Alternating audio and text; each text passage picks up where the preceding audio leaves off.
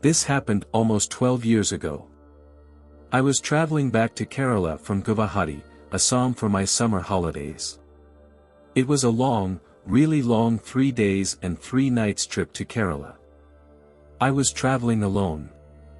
I was excited. I loved long train rides, I really did. And here I was, about to spend 3 days and 3 nights alone in a train. I was 16. What could possibly go wrong, right? Yay! At Rangia station, about 40 kilometers from Guwahati, 3 men dressed in army fatigues boarded the train. They were Keralites, returning home for the holidays.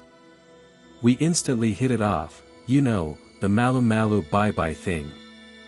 Language always helps people connect, in whichever godforsaken part of the world you're stranded in. Anywho, coming back to the story. So, here I was, the innocent and docile me, with a few 40-year-old army men laughing and sharing stories and whatnot. What's so scary about that, right? Seems like we're all having a good time. Fast forward a few hours. The sun set and the artificial lights take over the coaches, and the men had changed into regular civilian clothes by now. That's when one of the men took out a bottle of rum and started handing out glasses of rum to his colleagues. Okay, before we go any further, allow me to illustrate how a sleeper coach looks like to those who don't know. So you have 2 berths on one side, and 6 on the other, separated by a very narrow passageway, in each compartment. I was on the side with one of the men, while 2 other men were on the other side with 6 others.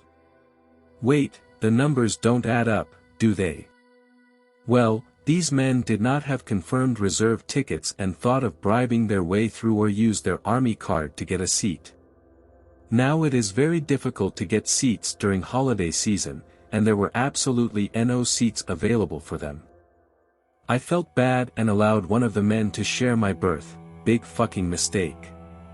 As the booze flowed, trash talk began increasing. There were 2 women in our compartment, mother and daughter, and I could see them fidget around very uncomfortably. "Don't worry, sweetheart," one of them slurred at the daughter. "We won't do you no harm." The poor girl's father kept whispering stuff into her ears, probably something on the lines of, "Just ignore them." One guy, in the process of leaning over to get some chips, accidentally spilled some rum on the girl's mother. "Whoopsie doody," he grunted. "Look what I have done. Can I clean that for you?" The woman clutched her mouth and just shook her head in abject humiliation. Her eyes had welled up.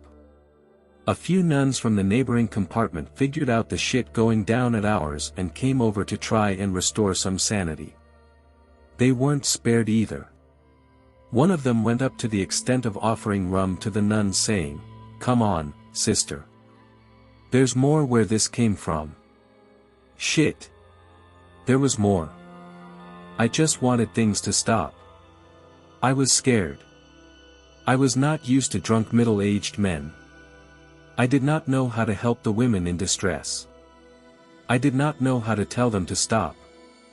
I lacked the balls to stand up to them. I did not want a posthumous bravery award. After 2 hours that seemed like 20, the men in uniform decided to call it a night. I was now in 2 minds of sharing my berth. The other 2 spread newspapers on the floor and crashed there. The lights went out and the dim blue hue of the night lamps took over the compartment. I lay on my berth with the army man sleeping the other way. Head to feet, i.e. my feet at his head and his feet at my head. Save space.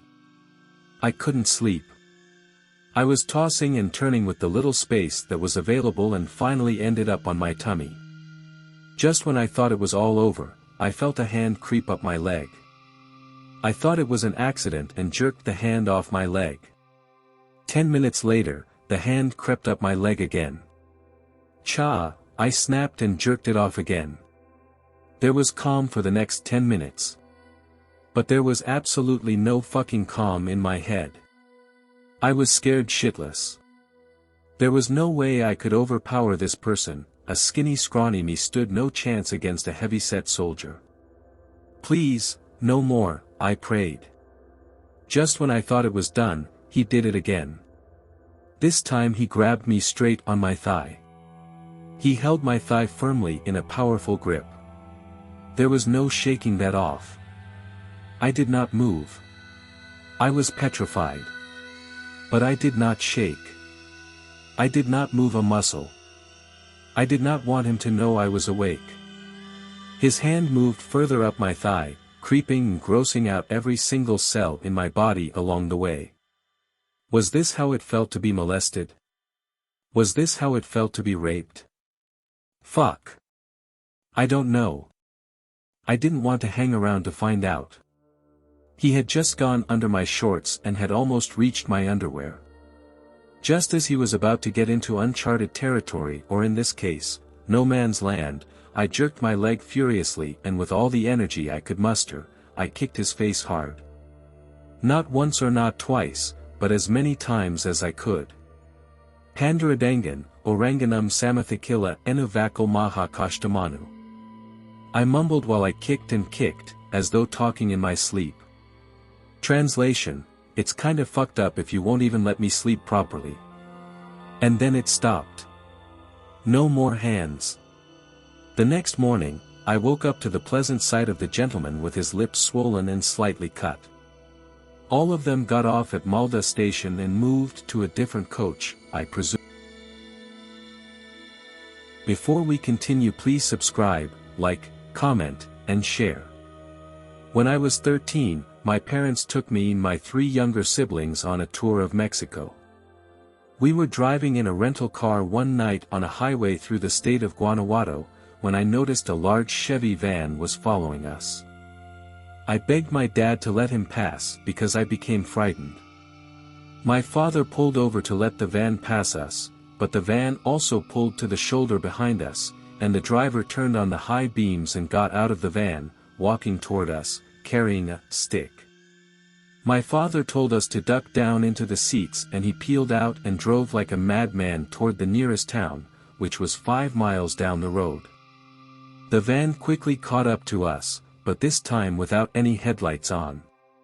The poor Buick we were in gave us its all, and we made it to a hotel. My father began honking the car horn up the driveway, and the van backed off and drove away. Explaining our ordeal to the hotel clerks, my parents were told of local area kidnappings, in which a vehicle would turn off the headlights, run a car off the road, and kidnap the occupants at gunpoint. My dad later told me the man's stick was a rifle. Recently I went on a bike trip with my friend to Ooty.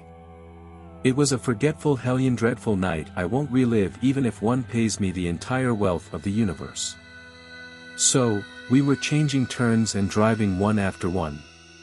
To reach Ooty we had to drive uphill for long distances. It was all raining and our start of journey got seamlessly delayed, and even at 10 p.m., Ooty was more than 50 kilometers away. So, it was raining. We kept all our phones and electric items in the bag my friend was handling on back seat and dictating GPS from his phone. At one point, we took an upward blunt turn and the bike got unbalanced and we fell down. The minor gashing of the skin felt like an elixir when the worst could have been the entire down-spiraling infinite valley fall on the sideways, just some minor scratches. We got up and took off. But all of a sudden, after 5 kilometers, well frankly not that sudden, I was just ignoring the disturbing shatters of bike, the bike almost came to a halt. I took it on the side and amidst the dreadful terror, tried to maintain an optimism and wished that it shouldn't have run out of fuel. The last thing I wanted to see was a dash bar of fuel drops following with our bike on road. So, we stopped and my heart survived the shell storm, which I don't know how. My friend was not in the back seat. It sent shuddering palpitations throughout the body to know that all the way since then, I was driving alone, with the trembling hands engulfed in shivering sensations. I reached out to my pocket to call him. Looked like the entire nature was conspiring it against us. My phone wasn't in my pocket. Everything was in the bag with my friend and my friend. In the middle of a fucking jungle, a ruptured split bike unable to even start, I was stranded alone in this nightmare without the most useful thing, a cell. In a parallel universe, this situation was enough to freeze my neurons to dead halt.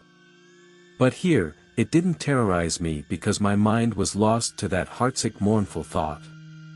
Did my friend fell off the cliff? Was it all over? Can the unfaithful be true? Quivering tremors overpowered me. I thought I was losing it, tried to stop cars, bike, trucks by waving hand, but no one would ever stop. I desperately needed a lift back there or at least a phone. Finally a car stops at my waving gesture. Out comes my friend. I was like, fucking crap. Is it for real? He had gotten hold of the car person was an angel. He helped us further, that's another whole story. If I look back, the moment bike fell, since we had to keep the engine running lest the rain would cause problem, there was always an urgency to start fast. There were already issues with bike. And communication was too weak. The Google Map thing was just for name's sake because it was all too rainy, windy and noisy. And since it was all straight, so it was more of meaningless. So, I assumed he might have sat but he was still collecting himself. He told his heart came in his mouth when he saw me driving. He was shouting like fuck but I wouldn't just listen. My whole bike thrill appetite was overwhelmingly satisfied, so much that no bike now, forever. It was meant to be a biker adventure but went on as a heart failure survival fiasco.